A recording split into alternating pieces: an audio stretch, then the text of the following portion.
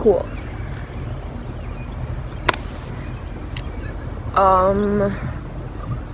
Not even sure how to make these, but everyone wants to keep knowing how I'm doing mentally and physically, I guess, after the whole hospital thing happened. And I don't even know where to begin.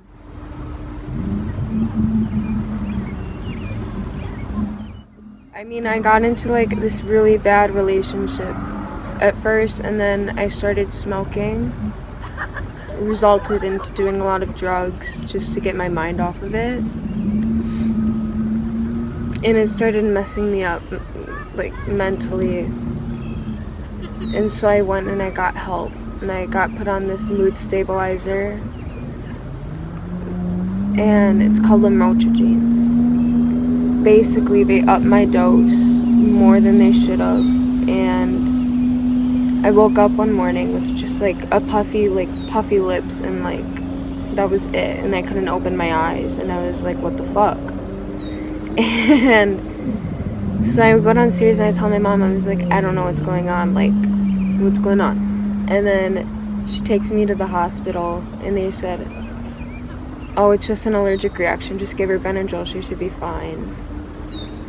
And it ended up getting worse, and so my mom took me back to the hospital. And it was right. It was this thing called Stevens-Johnson's disease, or virus. Stevens-Johnson syndrome, whatever the fuck you want to call it. Basically, it messes with your mucal cells, so your eyes, your nose, your skin, you fucking name it. It messes you up. I was in the ICU for 2 weeks. I couldn't open my eyes. I just felt scared. I've always had a fear of, like, the hospitals, and so being put into that position, it was traumatizing. Like, I hate needles. I hate tubes going down my fucking throat. All of it. I hate being on the drugs that they put me on. I hated it. But, I was in the ICU for 2 weeks, and I was just so fucking scared. And I kept looking back, and I kept thinking, like, wow, is this it? Is this how I'm gonna die? And, like, I was like, this is really what I had to live for. And it's not fucking much. You know, it could be a varsity track star, but it's not, I don't know, or like a high school, I don't know, on the high honor roll. It doesn't really matter at the end of the day when you're fighting for your life. Your friends don't matter at the end of the day when you're fighting for your life. It's literally nothing. It's just you and a vessel. It's your headspace reflecting back about everything. And that's it. And I just wanted to keep living. I wanted to keep fighting for my parents, for my family, and to keep seeing this fucking sky that I see every day, the lake that I see, and the memories that I keep creating. And so I was in the hospital for another month, and that was absolute hell, because I didn't eat a lot to begin with, but then they started saying that I needed to go on this specific diet and I needed to gain a lot more weight, and I didn't like that at all, but I kept eating, I kept drinking so I could get out of the fucking hospital, so I'd get better, and I did. Thank God, I got out of the hospital okay. And literally just imagine fucking waking up one day and realizing that you're not gonna look the same as you did before.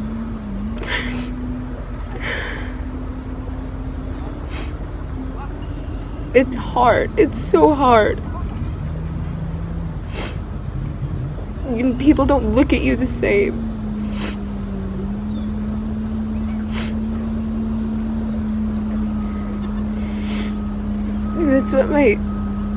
I was so scared. I was like just seeing what everyone was gonna think of me or say about me. Oh, She's fucking spots on her skin. She looks like a fucking spotted Eevee.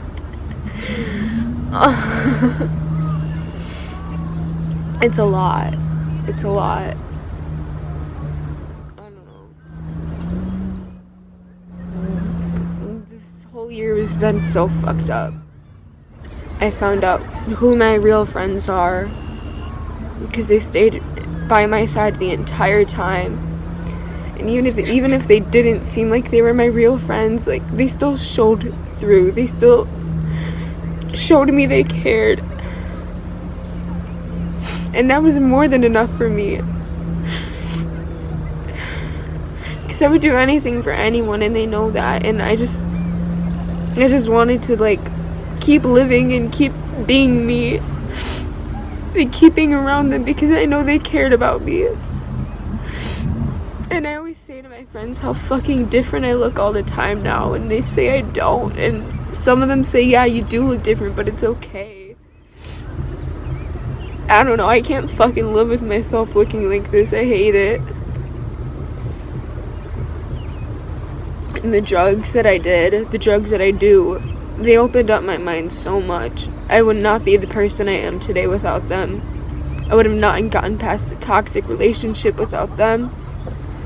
I would not have found myself without them. I know what my values are. I know who I am. Not just from all of this. Almost dying makes you realize who you are, what you're fighting for, and what you're living for.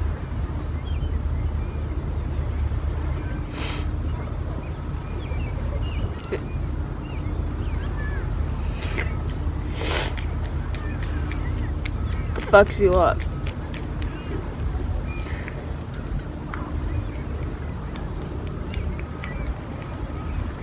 And I'm not comparing my trauma to anyone else's because I know people can go through shit. I definitely know people can go through shit. I want you guys to see how I'm doing. Because I'm doing okay, actually. I have a really good group of friends, and a great group of friends, actually, that care about me, always check in on me, make sure I'm okay, mentally and physically. I have my family always by my side, who I love so much, and nonstop have always been by my side, and showed me they'd care with open arms.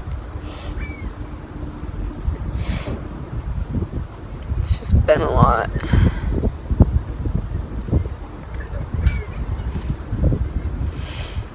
That's what fucking happened. That's my 16.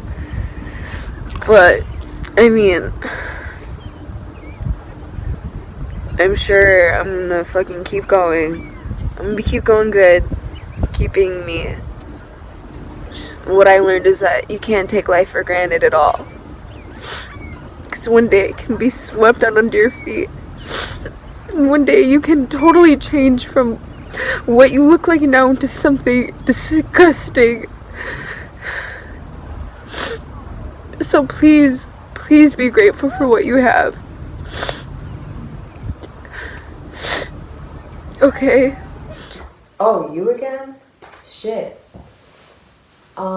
Basically I'm making this little clip just to say that it wasn't all that bad. I kind of left out all the good things, and here is what they are. Being in the hospital and being just this whole year overall, I found out who really loves me, who are my true friends, and just like, I found out who I am. I found out what my values are, finally. And I found out what I want to be in life. And I found out what goals I have in mind and everything. And I'm not saying any names, and I'm not giving any hate at all to anyone in this video, because all of you have helped me grow in some sort of way. And there will always be good memories of us. And I'll forever cherish that. So thank you for that. Another thing I wanted to say was I'm eligible for a Make-A-Wish wish. And I've been debating on what to do. I kind of want to do a Shane Dawson video series collab, or travel like out the country for like 10 days. I don't know.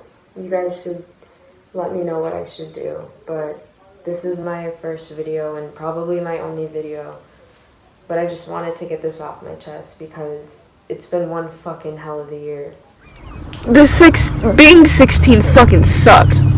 Went absolute shit. Almost died. Fucking shit. And I still want to be alive.